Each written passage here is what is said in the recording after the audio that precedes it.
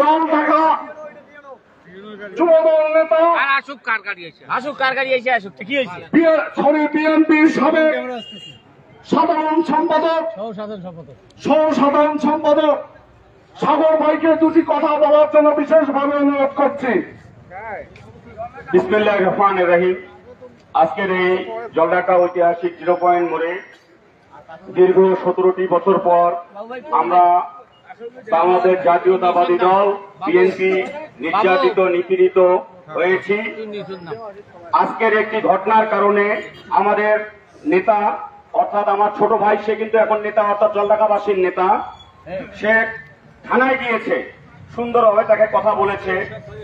এখন এই ওসি আবার বলে আপনি দরকার থানা ভাঙিয়ে নিয়ে যান। আপনি কাকে হুমকি দেন? আপনি যদি হুমকি দেন আপনাকে জলঢাকায় 24 ঘন্টার মধ্যে আমি স্থান রিলিজ করব। আপনি কমিট চৌধুরীকে হুমকি দেন।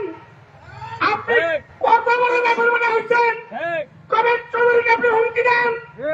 জলঢাকার মাটিতে ভালো হয়ে চলেন, না হলে আপনাকে পাশের মতো সোজা করব।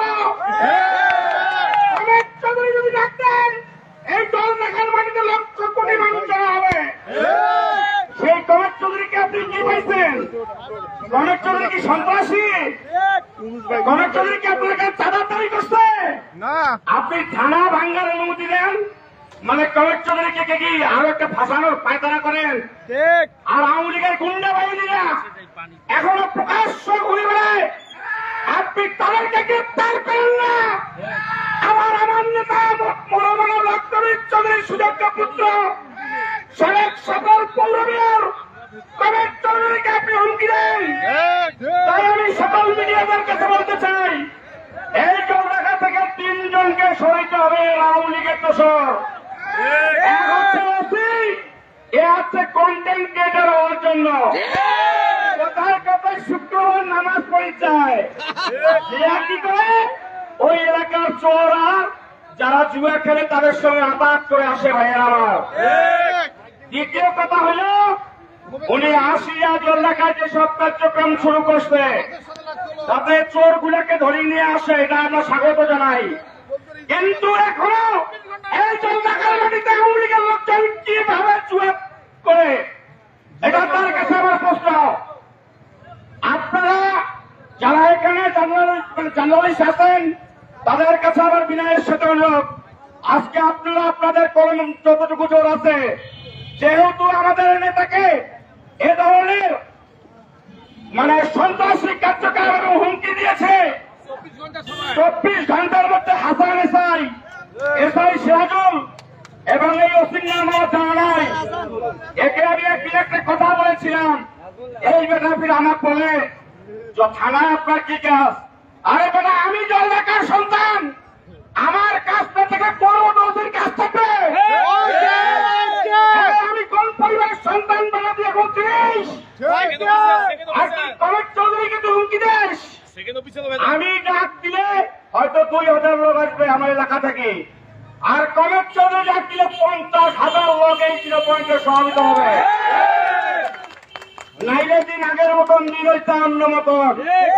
বটগাছটা কিন্তু আমাদের, আমরা যদি আপনাদেরকে পাতাই করে রেখে দেয় আপনারা রান্না করে খাইতে পারবেন, না হলে কিন্তু পারবেন না।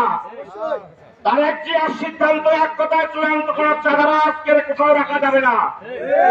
এই ফেসিস্টের ওসি রাব্বুলকে যদি আগামী 24 ঘন্টার মধ্যে হাসানকে এবং সিরাজুলকে প্রত্যাহার করা না হয়, তাহলে আমরা 24 ঘন্টার পর কঠোর থেকে কঠোর আন্দোলনে যাব।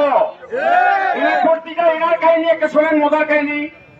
ইনি সুন্দর করে একটা চোরের বাড়ি যায়, বলে আপনার স্বামী যদি চোর এটা আপনি জানেন, আপনার বাচ্চা বড় হবে, আপনাকে মানুষ ভিক্ষার জানাবে। আরে ভাই চোরের কাজ তো চুরি করা, আর তোর কাজ হচ্ছে কেস রেকর্ড করা। তুই রাইট হচ্ছে মানুষের বোর কাজ লাইট মারিস, তারপরে আবার জলঢাকার এতদিন কোনো কথা বলি নাই, একে তীরের মতো সোজা করবো, তাহলে একটা আঙ্গুল সোজা করে দেখাইস।